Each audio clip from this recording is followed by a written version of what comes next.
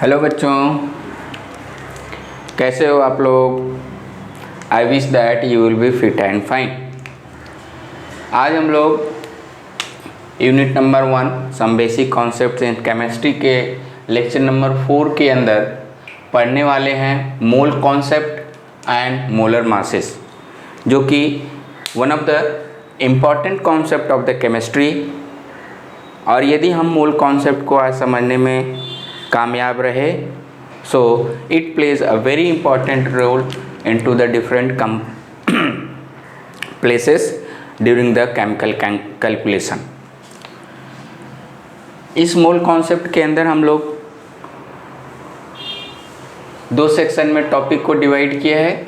सबसे पहले हम लोग general introduction of mole concept and molar masses देखेंगे। मोल क्या है, all this things will just discuss there. And इस मोल कॉन्सेप्ट के बेस पे just will discuss the some numerical problem, 1 or 2 or 3 numerical problem will see that, और समझने की कोशिश करेंगे कि एक्चुअली में मोल कॉन्सेप्ट क्या है। So let start with copy and pen. लेकिन बिफोर स्टार्टिंग द टॉपिक, आज हम लोग नामकरण करेंगे एक दूसरे का। और आज से आपको मैंने जो नाम दिया है वो आप सोल्जर्स हैं, हमारे क्या हैं, सोल्जर्स हैं। So our introduction will be with the name of soldiers. Soldiers क्यों मैंने कहा, सैनिक क्यों कहा, योद्धा क्यों कहा?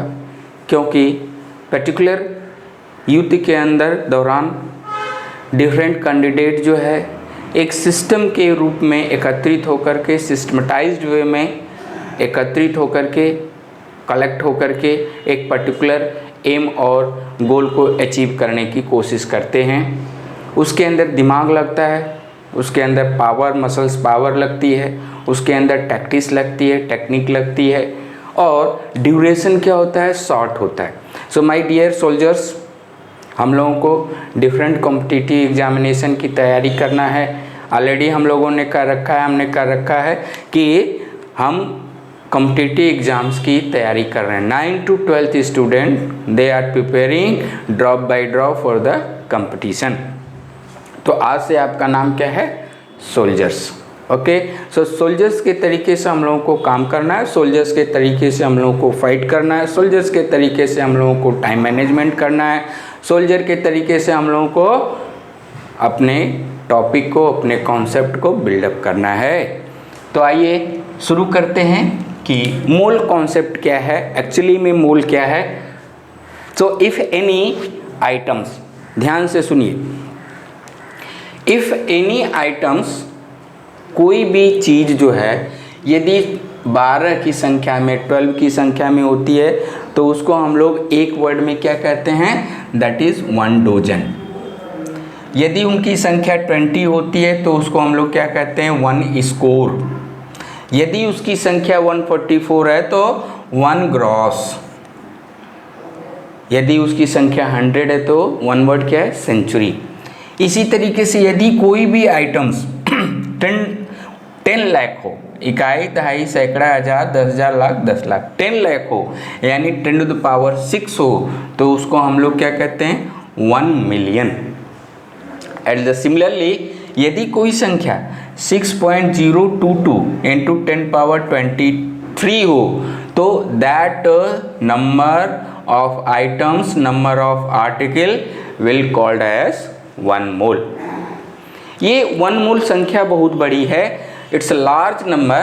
एंड ये नंबर जो है किसके लिए यूज किया जाता है, फॉर माइक्रोस्कोपिक पार्टिकल, जिनको कि हम लोग नेकेड आइज से देख नहीं सकते हैं। For example molecule, for example atom, for example ions, electron, proton, neutron, सब एटॉमिक पार्टिकल के लिए भी। यानी जहाँ पे संख्या बहुत ज़्यादा हो, यानी साइज क्या हो, बहुत स्मॉल हो, तो ऑलरेडी उसकी संख्या क्या हो जाएगी, बढ़ जाएगी, नंबर बढ़ जाएगा। और उसके लिए हम लोग जो जनरल नंबर हम लोग 1000, 10,000 ना नंबर जो यूज करते हैं, उसके लिए हम लोग नंबर जो है नहीं यूज कर सकते। ये जो नंबर्स हैं ये किसके लिए हैं, फॉर माइक्रोस्कोपिक पार्टिकल, जिसको कि हम अपने नेकेड आइज के द्वारा विदाउट माइक्रोस्कोप हम देख सकते हैं, उनके लिए नंबर है। चूँकि केमिस्ट्री के अंदर एटम्स का स्टडी करना है, मॉलिक्यूल का स्टडी करना है, आयन का स्टडी करना है, इलेक्ट्रॉन, प्रोटॉन, न्यूट्रॉन, सब एटॉमिक पार्टिकल्स का स्टडी करना है, इसलिए हम लोगों को एक ऐसी संख्या की ज़रूरत पड़ती है जिसके अंदर हम लोग उसको, उसके नंबर को क्या करें, रिप्रेजेंट कर पाएँ। So this is the mole concept. Mole concept के अंदर सिर्फ और सिर्फ एक वर्ड है, 1 mole is equal to 6.022 into 10⁻23 number, बस दैट्स ऑल। सो मोल क्या है, it is just 1 unit. Symbol इसका क्या है, MOL से रिप्रेजेंट करते हैं, and it is a unit of amount of substance as a 7th physical quantity. Physical quantity हमारे पास 7 फंडामेंटल क्वांटिटीज़ होती हैं, जिसके अंदर जो है आपका लेंथ है, मास है, टाइम है, ल्यूमिनस इंटेंसिटी है, इलेक्ट्रिसिटी है, इज इट नॉट। तो इस तरीके से यदि हम बात करें तो we have the 7 physical quantity and 7th physical quantity that is the amount of substance. और इस अमाउंट ऑफ सबस्टांस के को हम लोग किस में रिप्रेजेंट करते हैं, मोल में रिप्रेजेंट करते हैं, और इसका जो सिंबल है क्या है, MOL। आगे हम लोग बात करेंगे अभी कि आखिर इस मोल कॉन्सेप्ट का जनरेशन कैसे हुआ, 1 mole is equal to 6.022 into 10⁻23 कैसे डिटरमाइन किया गया। तब तक आप इसको वीडियो को पॉज कीजिए, इसको लिखने की कोशिश लिख करके समझिए, और मिलते हैं हम लोग अगली स्लाइड में।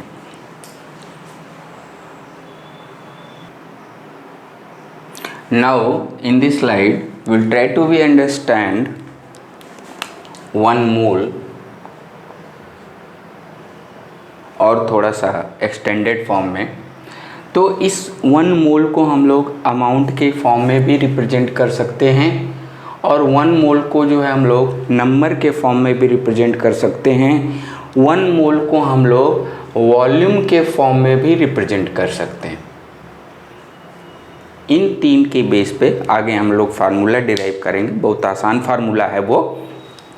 तो अमाउंट पे देखिए क्या है कि 1 mole is the amount of substance that contains as many particles और entity as there are atoms in exactly 12 gram या 0.12 kg ऑफ कार्बन 12 आइसोटोप।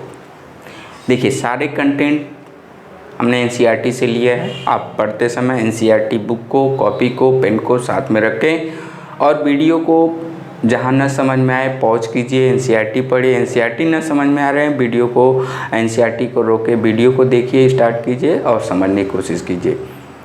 यदि NCERT हमारी पूरी फुल कवर है तो हम लोग किसी भी कॉम्पिटिटिव एग्ज़ाम्स के लिए तैयार हो सकते हैं, तैयार रह सकते हैं। तो क्या है, लिखा है कि 1 मोल का मतलब क्या है। तो 1 mole is the amount of the substance, यानी मैटर का अमाउंट है। और कौन सा मैटर कि 12 ग्राम का, कार्बन 12 का यदि हम लोग 12 ग्राम ले लें तो उस कार्बन 12 के 12 ग्राम में जितने नंबर ऑफ कार्बन एटम्स होंगे that will be equal to 1 mole. और ये नंबर कैसे डिटरमाइन किया गया, तो सबसे पहले जो है mass spectroscopy, one of the sophisticated techniques, mass spectroscopy से सबसे पहले कार्बन 12 का मास डिटरमाइन किया गया, और कितना पाया गया, दैट वाज 1.992648 इंटू 10⁻23 ग्राम। तो हमको क्या है, मास पता चल गया। किससे पता चल गया, with the help of mass spectroscopy. और हमको ये पता है कि mass of 1 mole carbon 12 atoms कितना होता है, 12 ग्राम। तो ये जो मास है ये 1 एटम का है, 1 कार्बन एटम का है, और ये जो मास है ये किसका है, 1 मोल कार्बन एटम्स का है। तो इन दोनों से इक्वेशन से, इन दोनों वैल्यू से हम लोग we can just determine the number of mole of carbon 12, और कितना होगा, सो 12 डिवाइडेड बाई 1.992648 इंटू 10⁻23। और कैलकुलेशन करने के बाद कितना आया, it was found to be 6.022 into 10^23 atoms per mole. याद रखिए, कैसे याद रखिए, यहाँ पे देखिए 2 है, 22 है, और यहाँ पे कितना है 23 है, तो 1 mole is equal to 6.022 into 10^23 atoms per mole. और बाद में इसी को एवोगैड्रो नाम के साइंटिस्ट के बेस पे, उनके ऑनर पे इसका इस वैल्यू को क्या कह दिया गया, एवोगैड्रो कांस्टेंट। इसका मतलब क्या है कि मोल क्या है, it is kind of number है और कुछ नहीं है। यदि मैं कहता हूँ कि 1 मोल ऑफ हाइड्रोजन एटम्स, तो इसका क्या मतलब होगा बताइए। हाँ, क्या मतलब होगा कि 1 मोल ऑफ हाइड्रोजन एटम्स में कितने हाइड्रोजन एटम्स होंगे, very good, that is 6.022 into 10^23 atoms. यदि हम लोग कहें कि 1 mole of H2O molecule, water molecule के अंदर कितने वाटर मॉलिक्यूल होंगे, तो कितने होंगे बाबू, that is 6.022 into 10^23 molecule, very good. 1 mole of NaCl, बताइए soldier, how many, that will be 6.022 into 10^23 formula unit of NaCl। NaCl molecule नहीं होता है, पहले पिछले लेक्चर में हम लोग पढ़ चुके हैं, क्या होता है, it is kind of formula. तो हमारे सोल्जर्स ने क्या सीखा कि 1 mole is equal to just nothing, it is a kind of number, and how much it will be 6.022 into 10^23। Atoms भी हो सकता है, मॉलिक्यूल भी हो सकता है, आयन भी हो सकता है, इलेक्ट्रॉन, प्रोटॉन, न्यूट्रॉन भी हो सकता है। तो यदि कोई भी संख्या, कोई भी article 6.022 into 10^23, so how much it will B 1 mole, very good. अब इसके बाद हम लोग कॉन्सेप्ट पढ़ेंगे, नेक्स्ट वन इज क्या, मोलर मासेस। मोलर मास क्या है, तो यदि किसी भी एटम को, किसी भी मॉलिक्यूल को, किसी भी आयन को, यदि हम लोग उसकी क्वांटिटी, उसकी संख्या कितनी ले लें, 1 मोल, तो उसका जो मास आएगा that will be called as the molar mass. फिर से रिपीट कीजिए, यदि कोई एटम, किसी भी एटम की संख्या को कितना ले लें, 1 मोल ले लें, या 1 mole is equal to 6.022 into 10^23। यदि किसी भी आयन, किसी भी मॉलिक्यूल, किसी भी एटम का जो की संख्या है, यदि हम 1 मोल ले लें, तो उसका जो मास आएगा उसको हम लोग क्या कहेंगे, मोलर मास। और उसको मास किस में रिप्रेजेंट करेंगे, यहाँ पे मास हम लोग रिप्रेजेंट करते हैं किस में, ग्राम में। तो mass of 1 mole atom in gram, mass of 1 mole molecule in gram, mass of 1 mole ion in gram, that will be called as the molar masses. और इसी को gram atomic mass, gram molecular mass, gram ionic mass. Gram atomic mass का मतलब क्या है, molar mass, यानी mass of 1 mole atom in a gram. Gram molecular mass का क्या मतलब है, ग्राम मॉलिकुलर मास का क्या मतलब है, mass of 1 mole molecule in a gram. Gram ionic मास का क्या मतलब है, mass of 1 mole ions in a ग्राम। तो ग्राम एटॉमिक मास, या इसको हम लोग सीधे मोलर मास ऑफ एटम कह सकते हैं, ग्राम मॉलिकुलर मास, या फिर इसी को सीधे हम लोग क्या कह सकते हैं, मोलर मास ऑफ मॉलिक्यूल। तो ये दो कॉन्सेप्ट हम लोगों ने सीखा, क्या कि मोल क्या है, it a kind of number, और 1 मोल एटम, मॉलिक्यूल और आयन को हम लोग ग्राम में रिप्रेजेंट कर दें, so that will be called as the molar mass. अब इसके बेस पे न्यूमेरिकल प्रॉब्लम के लिए फार्मूला हम लोग देखते हैं, दैट इज वेरी इजी, आप हमारे साथ बने रहिए।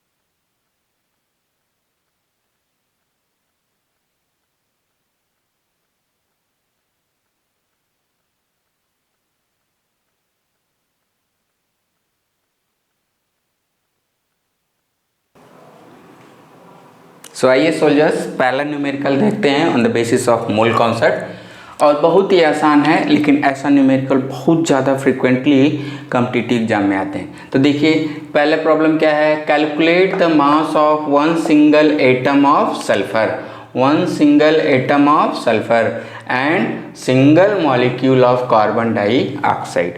एक सल्फर का एटम है, उस एटम का मास कितना होगा कैलकुलेट करना है। कार्बन डाइऑक्साइड का मॉलिक्यूल है, उसका मास कितना होगा कैलकुलेट करना है।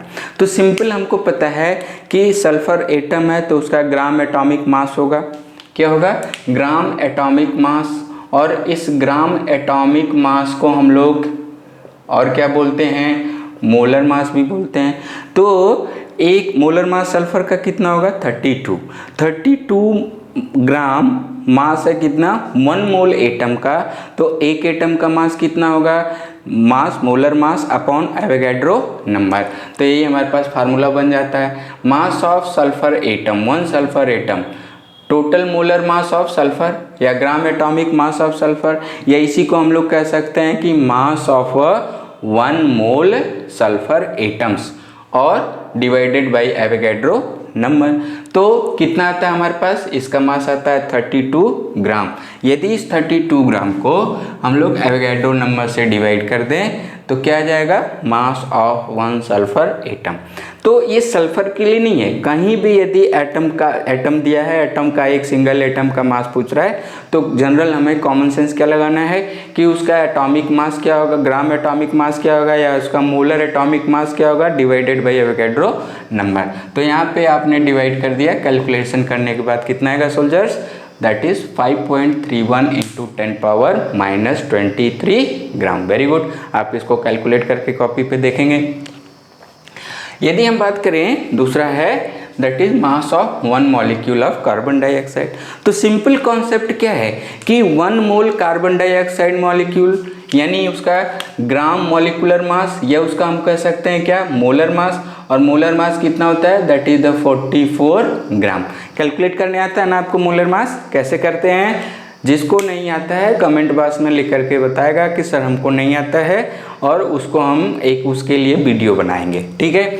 फिलहाल 44 ग्राम और molar mass of carbon dioxide 44, Avogadro number कितना होता है कांस्टेंट 6.022 इंटू 10⁻23। सॉल्व करेंगे तो कितना आ जाएगा 7.308 इंटू 10⁻⁻23 ग्राम। तो ये आपसे एटॉमिक मास ऑफ 1 एटम पूछ सकता है, मास ऑफ 1 मॉलिक्यूल पूछ सकता है। तो कुछ नहीं, हम लोगों को मोलर मास या ग्राम एटॉमिक मास और मॉलिक्यूलर मास, मोलर मास निकालने आना चाहिए मॉलिक्यूल का। और इस तरीके से हम लोग जो है we can determine the mass of 1 atom, mass of 1 molecule, किसी भी एटम और किसी भी मॉलिक्यूल के लिए। तो घबराना नहीं है, प्रैक्टिस करना है, धीरे धीरे सॉल्व करना है। केमिस्ट्री को सीखना है, रटना नहीं है। We have to learn the chemistry, we have to feel the chemistry. Feeling आनी चाहिए, रटाफिकेशन इज नॉट रिक्वायर्ड हियर। जो रटते हैं वो पीछे रह जाते हैं, जो समझते हैं, जो लर्न करते हैं, अंडरस्टैंड करते हैं, कॉन्सेप्ट को बिल्ड करते हैं, वो हमेशा आगे रहते हैं। तो देखते हैं अगली प्रॉब्लम क्या होगी। सो देखिए सोल्जर, अब हम लोग धीरे धीरे न्यूमेरिकल प्रॉब्लम के लेवल को क्या कर रहे हैं, बढ़ा रहे हैं मोल कॉन्सेप्ट के अंदर। तो अगली न्यूमेरिकल अगले लेवल पे है, थोड़ा सा हायर लेवल पे। क्या कह रहा है यहाँ पे कि how many molecules of water and oxygen atoms are present in 0.9 gram of water. तो देखिए जब यहाँ पे न्यूमेरिकल में क्या दिया है, मास दिया है, और पूछ क्या रहा है हाउ मेनी, यानी हमसे क्या पूछ रहा है, आस्किंग द नंबर। तो आप फटाक से जो है अपने जो है इस विपन को यूज कीजिए सोल्जर। क्या विपन है आपका, that is number of mole is equal to, अब नंबर दिया है तो सबसे पहले हम नंबर ऑफ, इस नंबर से नंबर ऑफ मोल निकालेंगे और फिर किधर चल जाएंगे, मास चल जाएंगे। यदि मास दिया है तो नंबर ऑफ मोल निकालेंगे और नंबर चला। तो यहाँ पे न्यूमेरिकल प्रॉब्लम में मास दिया है, मास से सबसे पहले हम डिटरमाइन करेंगे क्या, नंबर ऑफ मोल, और इसके बाद डिटरमाइन करेंगे क्या, नंबर, कि कितने नंबर ऑफ मॉलिक्यूल्स होंगे वाटर के, कितने नंबर ऑफ ऑक्सीजन एटम्स होंगे, इनटू दिस वाटर मॉलिक्यूल। तो नंबर ऑफ मोल सीधे सीधे हम लोग क्या निकाल सकते हैं, number of mole will equal to कितने होंगे, गिवन मास, यानी गिवन मास कितना है 0.9 ग्राम, मॉलिक्यूलर मास कितना होता है, मोलर मास कितना होता है वाटर का, देखिए वाटर का कितना होता है, यदि H2O करें तो यहाँ पे हो जाएगा 2 + 16 कितना हो जाएगा 18 ग्राम। तो ये हो गया 0.9 ग्राम, ये हो गया 18 ग्राम, ग्राम से ग्राम कैंसिल, यानी जब इसको हम लोग सॉल्व करेंगे तो ये हो जाएगा 0.05। यस, इसको सॉल्व करने का टैक्टिस 1, इसको लिख सकते हैं हम लोग क्या, 9 × 10⁻⁻1 अपॉन 18। तो ये हो जाएगा 9 × 1 = 9, 9 × 2 यानी हो जाएगा 0.5 × 10⁻⁻1। और यदि इसको आप डेसिमल पावर हटाना चाहें तो क्या कर सकते हैं, 0.05 मोल, 0.05 मोल, या इसको आप कहेंगे क्या 5 × 10⁻⁻2 मोल। तो कैलकुलेशन वो आपके ऊपर डिपेंड करती है, हम यहाँ पे कॉन्सेप्ट को बिल्डअप कराएंगे आप सोल्जर्स को। तो 5 × 10⁻2 मोल क्या हो गए, वाटर मॉलिक्यूल। अब देखो ये मोल है, संख्या क्या पूछ रहा है, तो यदि नंबर पूछे, मोल नहीं पूछ रहा है, क्या पूछ रहा है, नंबर पूछ रहा है, तो नंबर के लिए क्या है, हमको ये पता है कि 1 mole equal to how many, that is 6.022 × 10⁻23। तो 5 × 10⁻2 मोल में कितनी संख्या होगी, 6.022 × 10⁻23 × 5 × 10⁻2। तो सॉल्व करके देखेंगे, जितनी आएगी वो नंबर ऑफ वाटर मॉलिक्यूल, और कैलकुलेशन करना आपकी जिम्मेदारी है। We can build up the concept.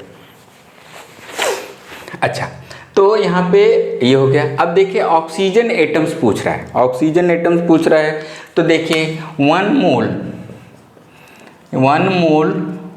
H2O में कितने ऑक्सीजन हैं, 1 मोल। यदि हम मॉलिक्यूल की बात करें तो 1 मॉलिक्यूल ऑफ वाटर में कितने ऑक्सीजन हैं, 1 है। तो 1 मोल वाटर मॉलिक्यूल में कितने ऑक्सीजन एटम हो जाएंगे, 1 मोल हो जाएंगे। यदि इसी तरीके से 5 × 10⁻2 मोल वाटर मॉलिक्यूल में कितने ऑक्सीजन होंगे, that will be equal to 5 × 10⁻2 mole oxygen atoms. और यदि नंबर निकालना है तो you can multiply with 6.022 × 10⁻23 × 5 × 10⁻2 oxygen atoms. Calculate करके देखिएगा। और इस तरीके से आपका दूसरे टाइप की प्रॉब्लम है। तो कॉन्सेप्ट को बिल्डअप करना है। हम यहाँ पे इकट्ठा हुए हैं सोल्जर्स, किसके लिए, टू बिल्डअप द कॉन्सेप्ट। देखते हैं तीसरे टाइप का न्यूमेरिकल किस तरीके से आता है। तब तक आप कॉपी पेन से इसको जो है प्रैक्टिस कीजिए वीडियो पॉज करके। सो सोल्जर्स, मज़ा आ रहा है ना मोल कॉन्सेप्ट को समझने में, न्यूमेरिकल प्रॉब्लम करने में, और आप और इससे ज़्यादा जो है मोर देन न्यूमेरिकल प्रॉब्लम कीजिएगा। लेकिन तीसरे लेवल की जो न्यूमेरिकल प्रॉब्लम है, थोड़ा सा देखिए क्या लिखा है। How many electrons are present in 1.6 gram of methane. थोड़ा सा लेवल बड़ा है, ऐसा सवाल जनरली कंपटीशन वाले एग्जाम में आते हैं। तो देखिए यहाँ पे हम लोगों ने क्या देखा, कॉन्सेप्ट क्या देखा कि नंबर ऑफ मोल जो है एसोसिएटेड है, नंबर से एसोसिएटेड है, मास से एसोसिएटेड है वॉल्यूम से। यहाँ पे मास दिया हुआ है, तो सबसे पहले मास से हम लोग क्या करेंगे soldiers, yes, number of mole determine करेंगे, एंड देन यहाँ क्या करेंगे, नंबर डिटरमाइन करेंगे। Very good. तो 1.6 ग्राम ऑफ मीथेन, मीथेन का मॉलिक्यूलर फार्मूला क्या होता है, CH4, ऑलरेडी आपने पढ़ रखा है। यदि इसका मोलर मास डिटरमाइन करना चाहें तो कितना होगा, कार्बन का एटॉमिक मास होता है 12, हाइड्रोजन का कितना होता है 1, तो टोटल नंबर 4 × 1 = 16। वेरी गुड, 16 ग्राम इसका मोलर मास आएगा, सभी को पता है, ठीक है, ओके। तो नंबर ऑफ मोल फाइंड करना है, so number of mole equal to how much, very good, that is 1.6 upon 16, यानी कितने नंबर ऑफ मोल आ जाएगा, 0.1, या इसको हम लोग 10⁻⁻1 लिख सकते हैं। एक्सीलेंट। अब इस 0.1 मोल में कितने जो है नंबर होगा, कितने मोल मॉलिक्यूल, यानी 0.1 मोल क्या हो गए, CH4 molecules, CH4 molecules. Very good. अब इस CH4 के अंदर समझिए, देखिए ध्यान से, CH4